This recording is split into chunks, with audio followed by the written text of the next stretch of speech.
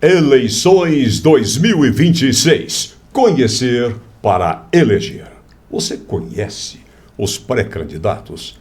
Já serão convolados, transformados em candidatos. Assim que superarem as suas convenções locais, regionais, estaduais e em âmbito nacional. É um ano interessante que nós vamos eleger todos, menos os vereadores, o prefeito e o vice. Fora daí, cabelo e barba. Por falar nisso, ajeitei, nós estamos começando uma série de entrevistas com os candidatos a deputado estadual e os candidatos a deputado federal.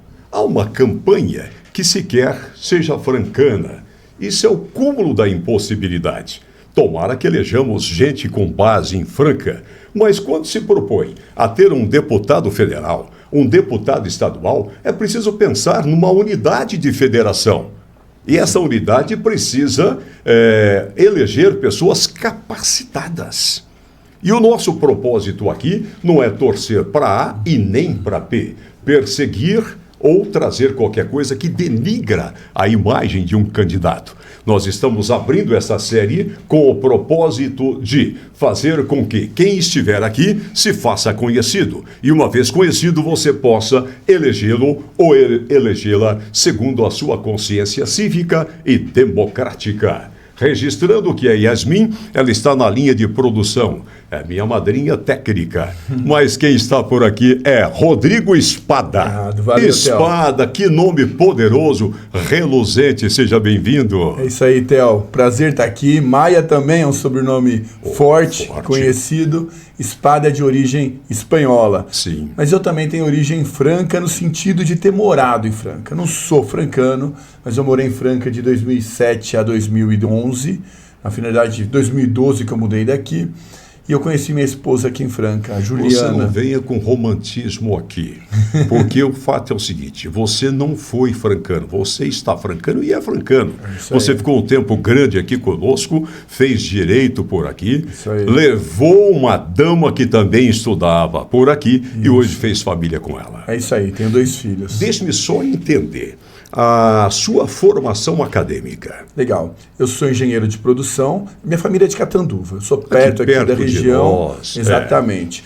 Mas eu fiz engenharia de produção na Universidade Federal de São Carlos, depois eu trabalhei na iniciativa privada como engenheiro de produção e passei no concurso de auditor fiscal. Olha só, aí, isso foi em que ano o seu ingresso no serviço público na parte de auditoria fiscal? 2006, eu tenho Já 20 tenho anos. 20 anos de casa de serviço público. De serviço público, exatamente. Que maravilha, quer dizer, a sua vida sempre foi um vestibular. É isso aí, sempre fui, eu sempre me dei bem nessa área. Depois eu passei na Unesp para fazer Direito aqui em Franca. Aquela câmera ali, a sua, quando você fez Direito em Franca, você fez direitinho? Fiz direitinho, sem problema, me formei com 5 anos e já passei no exame da OAB no 4º ano. Tinha beleza. Possibilidade de prestar a OAB no 4º ano e eu passei antes de terminar. E já foi aprovado para ingressar nos quadros da ordem. E depois eu fiz uma pós-graduação ainda em São Paulo, lá na cidade universitária, na FIA, em gestão empresarial. Muito bem. Você trabalha muito com o administrativo.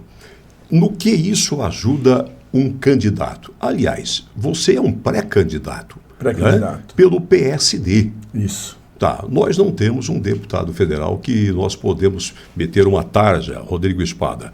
Esse representa Franca. Sim. Nesse início de conversa, você tendo passado por aqui e tendo estado sempre por aqui, há um compromisso natural ou ele é ocasional com a cidade de Franca? Legal. Não é ocasional porque a gente faz política de longo prazo, políticas de parceria. Eu estou na política classista desde 2012, ininterruptamente. Nunca perdi uma eleição na minha categoria.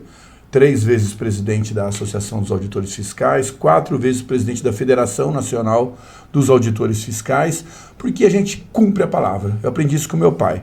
Ninguém é obrigado a prometer nada. Você não é ônibus da capital, mas é articulado. É, que bom, fico feliz por isso.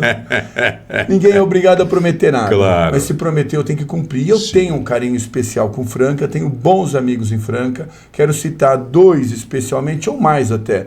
Mas eu vou citar especialmente o Cacá, o vereador, que é um amigo, parceiro, conheço ele já há 12 anos aproximadamente.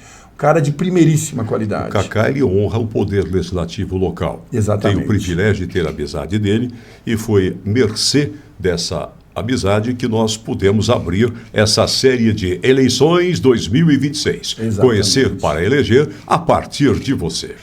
E tenho também como amiga, parceira, a Flávia Lancha. Sim. Que vai ser uma dobrada minha. Ela é de Franca, é do PSD, pessoa também de família ilibada. O pai foi prefeito da cidade, foi vereador, marcou a história na nossa cidade, é de saudosa memória. E aí eu tenho muita sorte contar com 2 parceiros desse calibre, e a Flávia, quero falar para vocês, ela tem muita condição de se eleger, ela vai se eleger.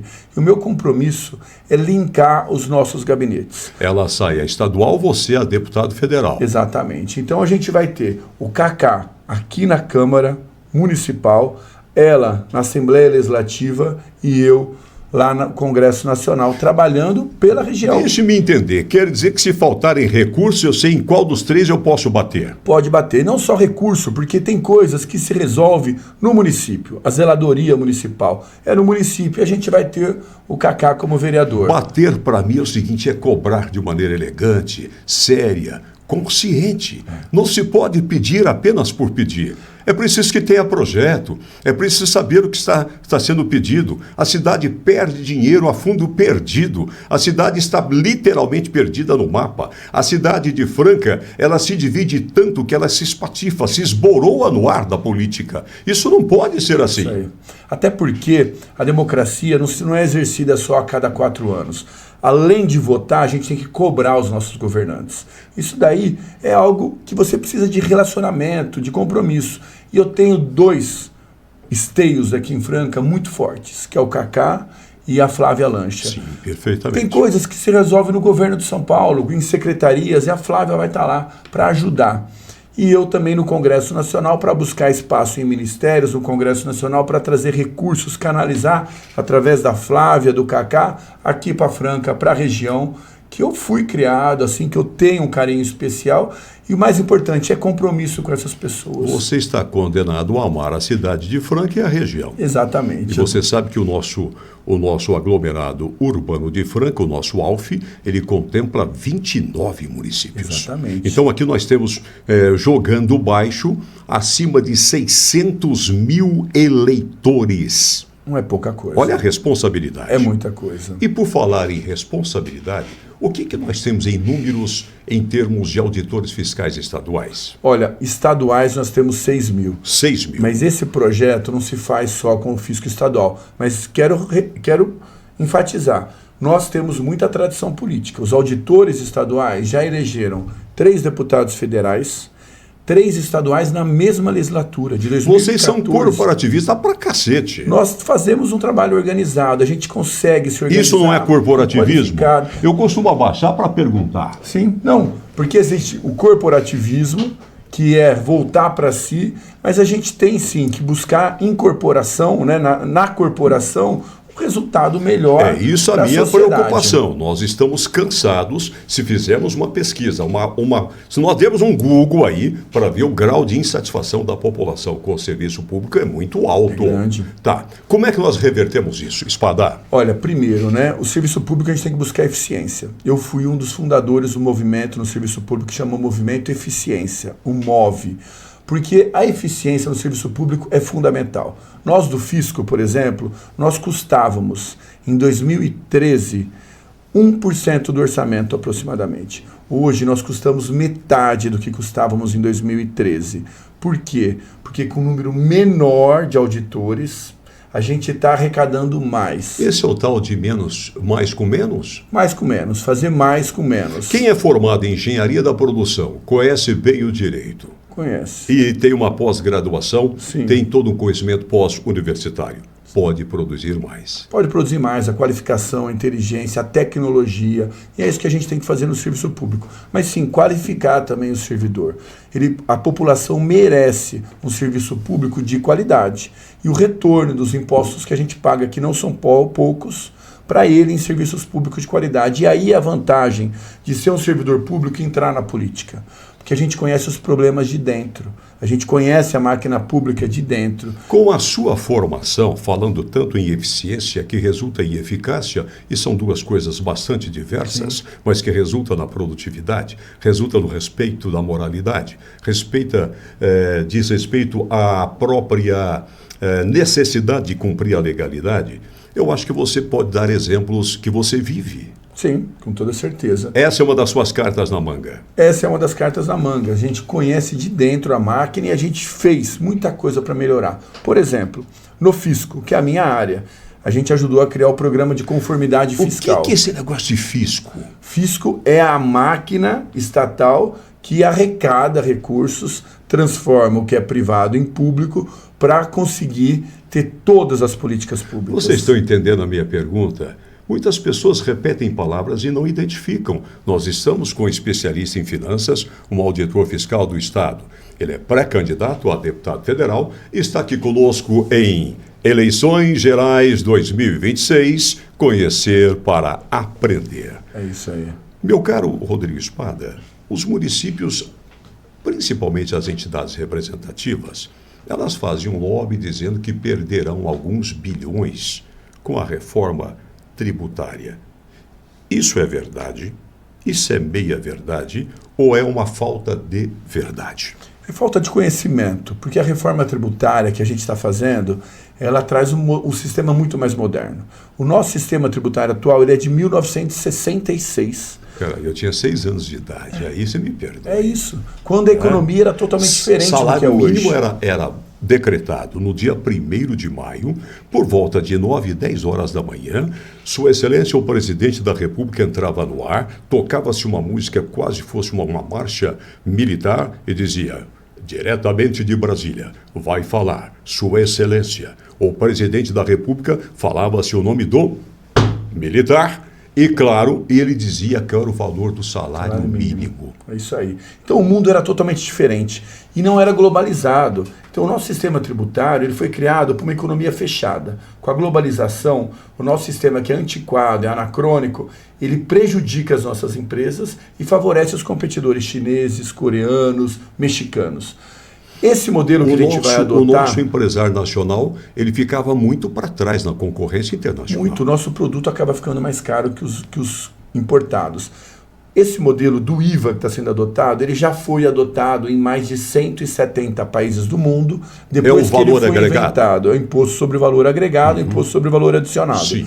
Em mais de 170 países do mundo, e não tem país que adotou o IVA e voltou atrás. Ou adotou o IVA e foi para um outro modelo. Ele adotou o IVA e aperfeiçoou. Aperfeiçoou. É um modelo altamente testado, experimentado, que melhora a eficiência econômica e faz o país ganhar competitividade. Os estudos dizem, para ser bem claro, que a economia deve crescer com a reforma tributária 12% em 15 anos, só com essa medida. É o mesmo que dizer que se nós tivéssemos feito essa mesma reforma em 2011, hoje nós teríamos um PIB 12% maior. Já esses frutos. Teríamos um 12% maior. Esses 12% de geração de riqueza, se fosse dividido igualmente para cada cidadão brasileiro, cada um de nós estaríamos ganhando hoje R$490 a mais por mês. Rodrigo Espada, 490 por mês é muito dinheiro. Nós temos mais de 40 mil MEIs, microempreendedores individuais. Esse número é assustador. Estou falando de Franca. Sabia desse número? Não sabia. Você acha que ele é relevante? É relevante. É maior do que, é mais ou menos o que eram os sapateiros em Franca 25 anos, 30 anos atrás. Caramba. Quando eu passava cola molecote. E o Cacá, também vereador, conhece isso daí dentro do chão de fábrica. Me diz, a reforma, ela tem como auxiliar você, como pré-candidato a deputado federal? Você tem como transformar o microempreendedor em alguém mais protegido, principalmente para acessar o crédito, o microcrédito? Sim, o microcrédito é bom para fomentar o negócio. E hoje a gente tem um problema estrutural. A taxa de juros está muito alta no Brasil. Quando a gente pega um juros de 15%, fica muito caro acessar o crédito e ninguém investe. A gente diminui, arrefece o consumo também. E é um problema estrutural. A gente protege o microempreendedor individual e o simples nacional na reforma tributária. Até porque a Constituição fala que eles têm que ter regime favorecido. E a gente faz isso, protege eles. Agora tem muito mais coisa que dá para fazer de desburocratizar, melhorar o ambiente de negócios, diminuir taxa de juros. Eu já cansei, desculpa, eu sou indisciplinado, eu já cansei de pedir para aparecer um filho de uma boa mãe, eu ia falar filho de uma égua, Sim. né? Um filho de uma boa mãe, para criar uma associação, uma instituição em Franca que agregue esses milhares de MEIs, Verdade. para que eles tenham voz. É. Gente, nem sempre se tem voz. O deputado federal precisa atuar o aí. corporativismo que você estava dizendo agora, Claro, que é importante. que é necessário. Cada instituição, cada setor tem que se organizar para ter voz, porque juntos a gente fala mais alto. Sozinho, individualizado, cada um olhando para si, não consegue resolver, porque tem problemas coletivos que individualmente a gente não dá conta. Por isso que a política é importante. A política a gente acessa instrumentos para resolver problemas sociais em larga escala, no atacado, para muita gente. E as entidades de classe também são importantes, e eu atuei muito nessa frente. Mas olha, a nossa entidade representativa, ela não é só corporativismo, é a Fresp.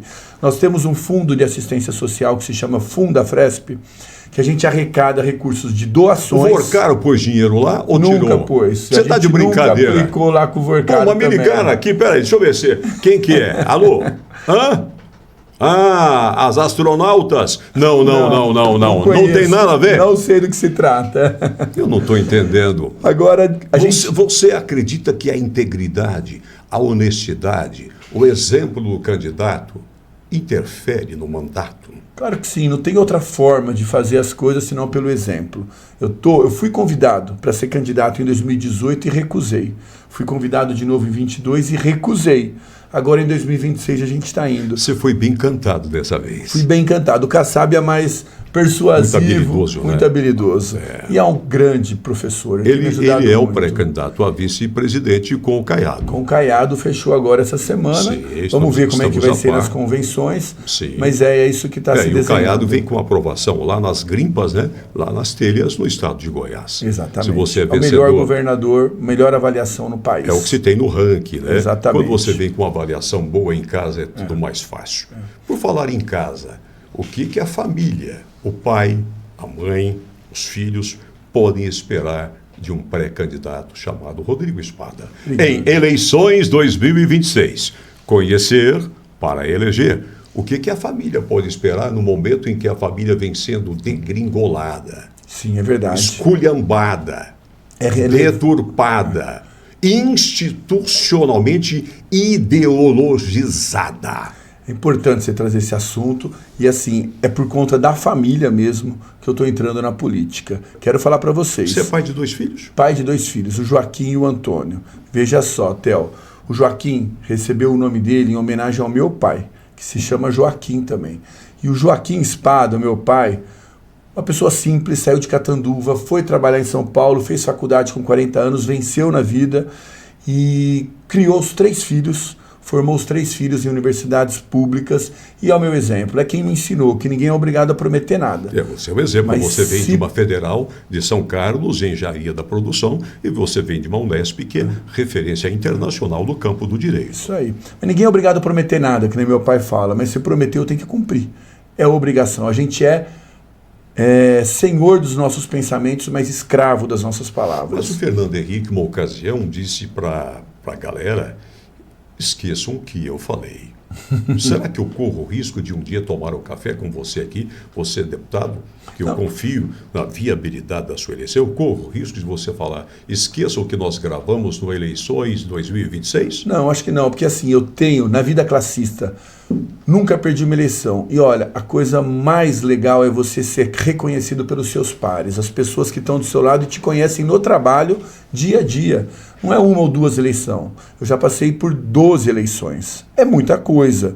Isso daí sendo reconhecido ano após ano. A última, enfrentei deputado federal, que foi deputado 3 mandatos e tentou concorrer e a gente ganhou. Claro. O meu segundo filho, voltando à família, recebeu o nome dele. Você falou do Joaquim. O Joaquim é o Antônio. Agora é o Antônio. Que tem 1 ano de idade. Joaquim tem 6 anos. Recebeu o nome dele em homenagem ao meu sogro. Meu sogro ficou viúvo quando ele tinha 30 e poucos anos e 5 filhos para criar. Meu Deus. O mais novo tinha 2 anos de idade, o mais velho, 9 anos. Não vou ficar com dó dele, porque meu pai só teve 9 com a minha 9 mãe. filhos, viu? Mas nós sabemos o tamanho do peso dessa encrenca, do que é um prole, do que é um otário que tem prole, proletário. E criar sozinho, 100 filhos, 5 filhos, sendo professor de escola pública, um salário modesto. Tem que ser decente demais, não é? Ele nunca mais casou, foi leal à família dele, aos filhos dele, formou 5 filhos, 2 engenheiros, 2 advogados e 1 médico, todos estudando em escolas públicas. Uma história de vida linda. Você timbrou os seus filhos com uma ancestralidade pesada. Sim, é claro, porque eu reconheço Aumenta a esse sua valor, responsabilidade. o valor da família, o valor da família. Isso daí para mim tem muito valor, a gente tem que reconhecer. Podemos pensar num deputado que terá uma pauta entre conservadora e de centro-direita? Sim, é isso daí. A gente está centro-direita, a minha posição, mas eu acredito no diálogo. Eu não sou extremista e nem gosto muito dessa posição. Eu admiro muito as pessoas que hoje pregam tolerância e que não podem ouvir a voz contrária. Exatamente. Agora, eu sou um santo, mas frequento a zona do meretrício. Agora, o caminho da política é o caminho do diálogo, é o caminho do comedimento, da construção coletiva. Se a gente está extremado, a gente se fecha ao diálogo. Você fica nós contra eles. Isso é muito ruim. Tudo que o outro diz está errado. E aí não é assim a verdade. A verdade é uma soma, é o diálogo que a gente vai construir. Então eu estou nessa posição, nesse espectro político, mais aberto e construindo com diálogo. Rodrigo Espada, eu gostaria que você dissesse para nós algum projeto, alguma ação que você já começa a mentalizar pela sua vivência no ambiente administrativo. Né? Theo, tem 1, 2, 3 coisas que eu reputo muito importantes, que eu quero que sejam marcas do meu mandato de deputado federal pelo PSD. Bacana. Olha, são algumas. A primeira, o próprio Kassab tem dito que precisa qualificar o debate e levar candidatos que saibam debater os projetos que a gente precisa. Porque senão, quem vai votar por nós é o comediante, é o ator, é o influencer, é gente que não tem preparo técnico. Eu vou buscar espaço na comissão de finanças. Você vai falar para nós, e aí nós vamos escrever caneta azul. É isso, exatamente. Azul caneta. E aí a população vota, mas depois reclama dos políticos. Reclama dos políticos que não têm capacitação para defender os projetos grandes para o país.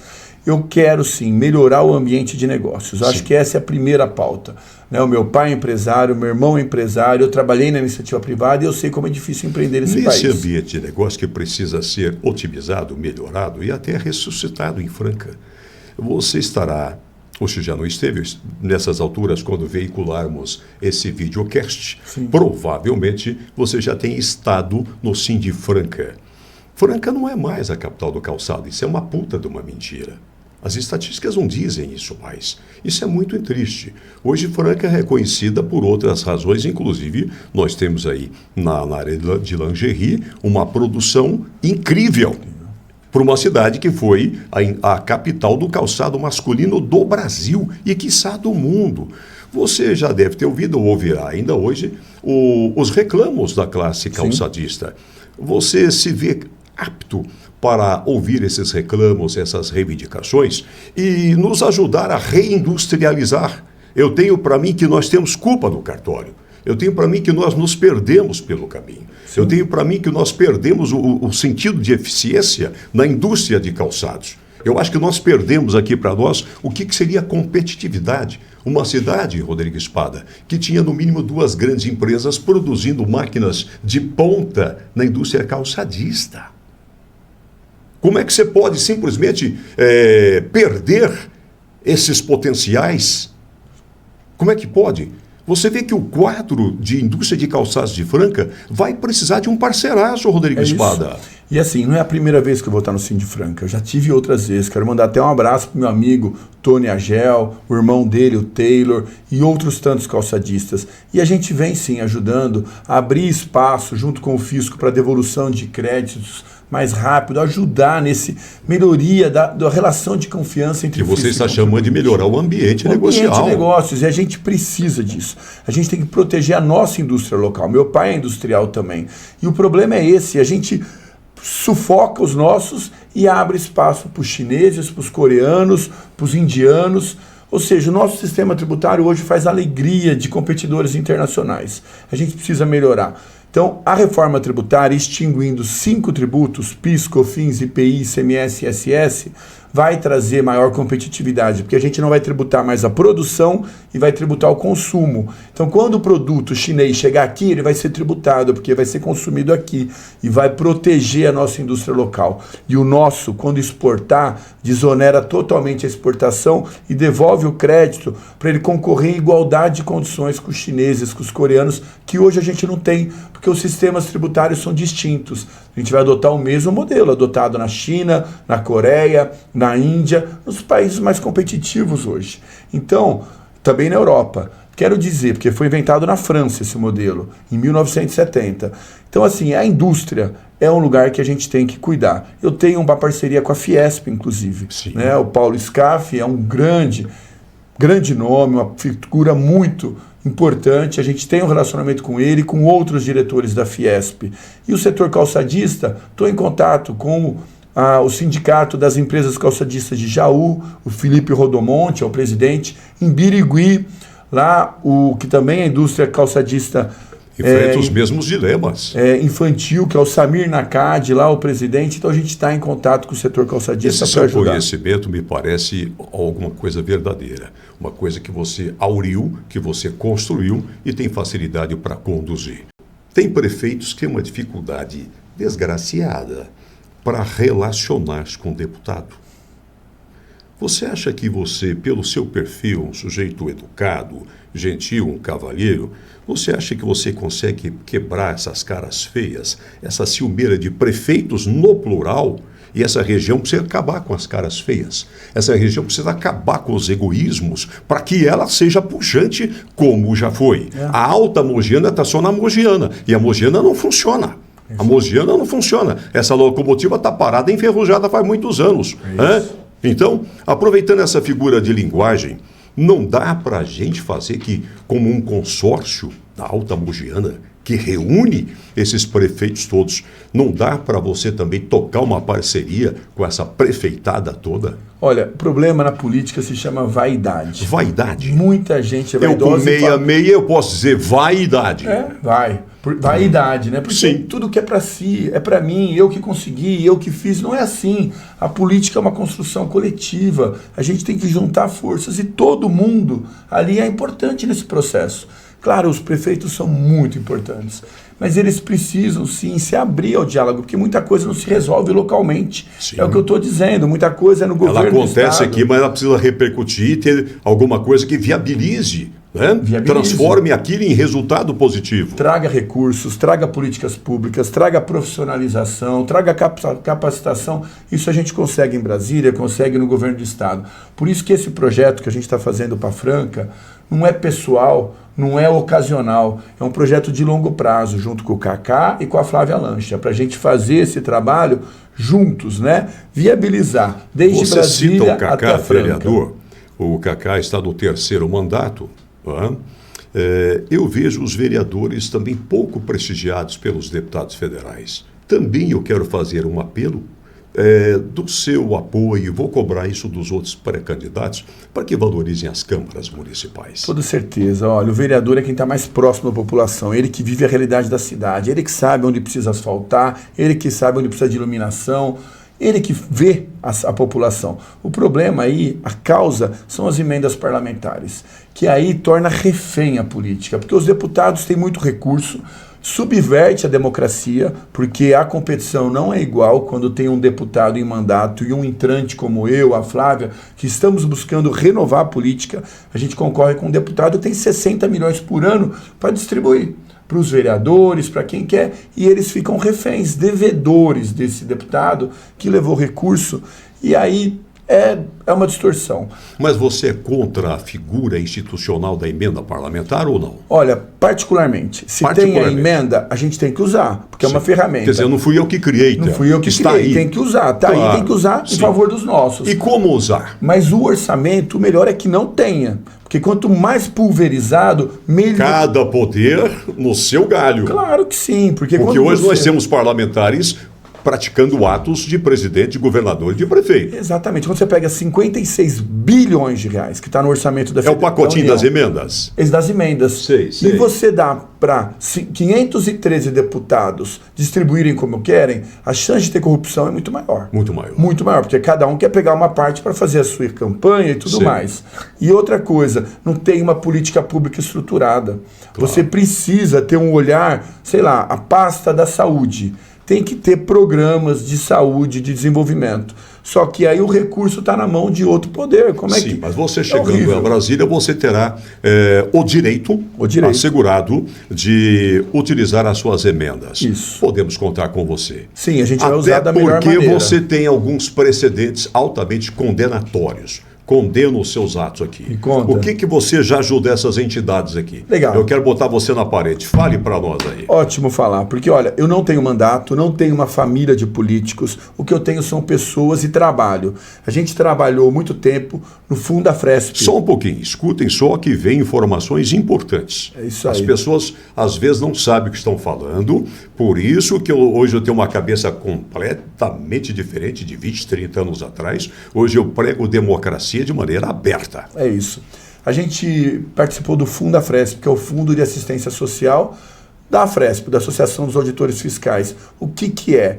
É um fundo que capta recursos privados. De quem? Dos auditores fiscais. A gente convence um a um, na unha, 1.800 auditores fiscais a doar uma parte do salário deles em folha de pagamento. É um dízimo estatal que vocês dão do bolso. Do bolso para esse fundo. E a igreja são as ONGs, as instituições. Isso. E a gente consegue arrecadar com 1.800 auditores 4 milhões de reais por ano. Só. E doa para entidades que cuidam de crianças, de idosos, de adolescentes em vulnerabilidade social. Para a região de Franca, a gente já doou aproximadamente 1,5 milhão de reais. Que beleza! As últimas que eu tive aqui foi o Narev, foi a Santa Giana, mas a PAI. Tantas entidades já receberam recursos da Afresp do nosso trabalho, que eu estou desde 2015. E você sabe do tamanho do trabalho histórico, sociológico, emancipatório de um Narev. De um Narev, exatamente. Das pessoas que são dependentes químicas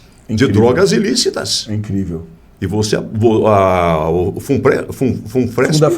Fundafresp aplicou grande parte desse recurso aí. Eu fui lá conhecer o Narev. Não é só mandar o dinheiro, a gente vai conhecer. Fui conhecer o Silvio, fui conhecer o Ricardo.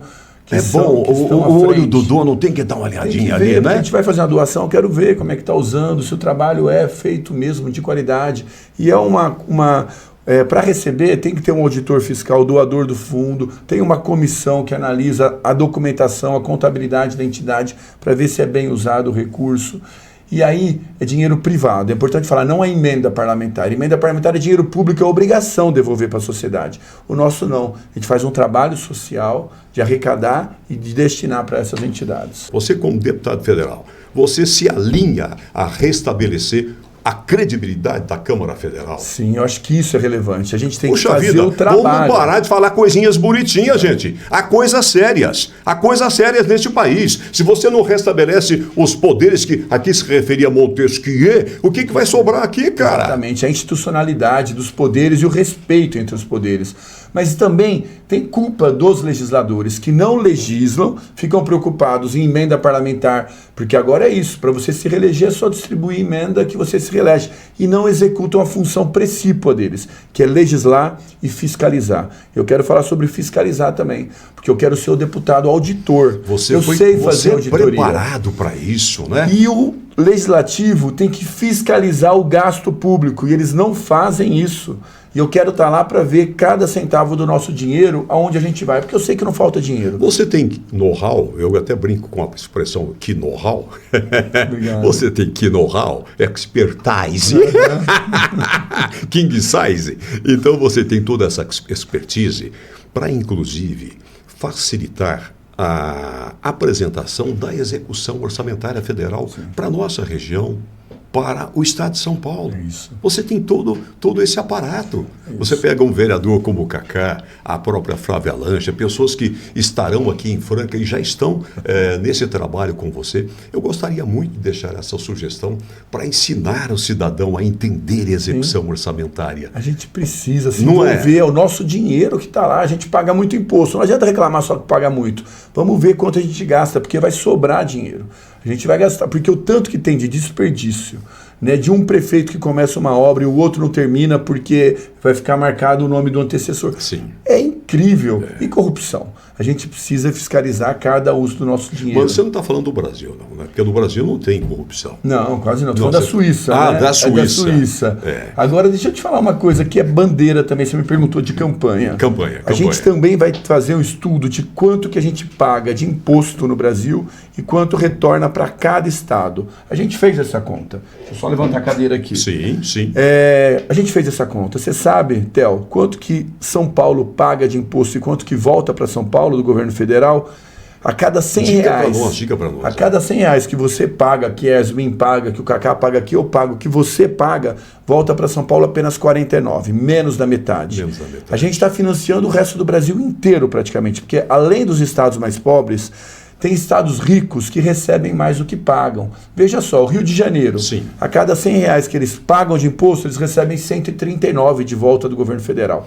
3 vezes mais que São Paulo. Grosso modo, onde é que estaria esse diferencial? Grosso modo, entre RJ e São Paulo. Esse diferencial está na política. Eles têm uma política muito mais forte. Paulista, por ser bom de negócio, por ser mais rico, acha que a política não importa. Sim. Agora você pega os estados do Norte e Nordeste, eles vivem da política, eles fazem a política séria, de representação para defender o deles. Sim. E eu estou indo lá para ser o deputado paulista. Correto, eu sou auditor fiscal de São Paulo, arrecado por São Paulo, eu quero que o dinheiro volte para São Paulo.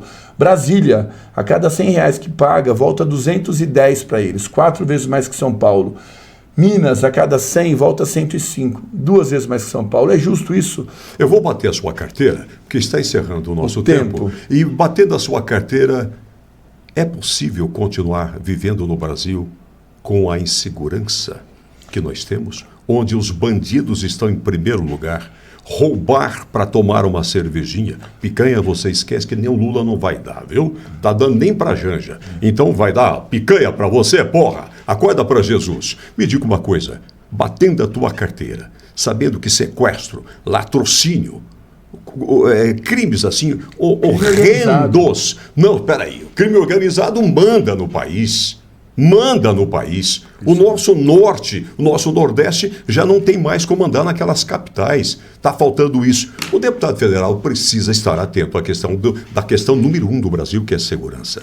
Olha, e eu posso te falar, porque não adianta falar de segurança e ficar só com bala e policial, que é importante viatura, mas precisa de inteligência, e o fisco tem inteligência. A gente trabalha com tecnologia para ir atrás do dinheiro, saber quem são essa os mesma reais. Inteligência pode ser direcionada para a segurança pública. É isso que eu defendo, é trabalhar a fiscalização, porque hoje o crime organizado entrou na economia formal. Postos de gasolina e muitos outros negócios são comandados pelo crime organizado também. Então a gente tem que ver quem são os reais beneficiários do fluxo do dinheiro, tanto do tráfico de drogas, quanto do crime organizado, quanto da economia formal, que está travestido em nome de laranjas e tudo mais. O fisco, ele tem essa tecnologia, a gente tem dados, tem informação. O problema é que hoje as instituições não estão conversando. A gente tem que tratar a segurança pública junto com o fisco, para através da inteligência,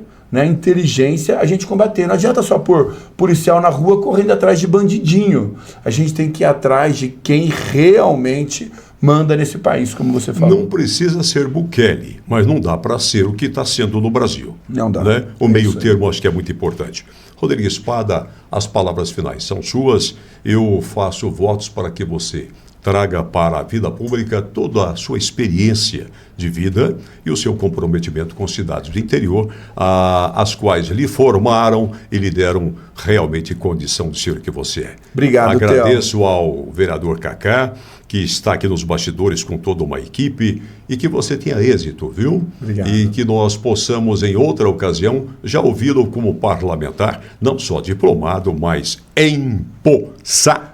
É isso aí. Olha, eu quero agradecer muito o programa, você, Theo, e falar por que eu estou querendo entrar na política. É justamente, primeiro, porque eu acredito na política. Eu acredito que dá para fazer política de verdade, de gente grande, como já foi feito no passado. Hoje, a gente parece que perdeu a esperança. Está todo mundo frustrado, inconformado, desesperançoso da política. Mas a gente vai resolver isso na política. Eu estou fazendo isso também por conta dos meus filhos, o Joaquim e o Antônio. Porque quando eu cresci nesse país, a gente acreditava que estava criando um país do futuro.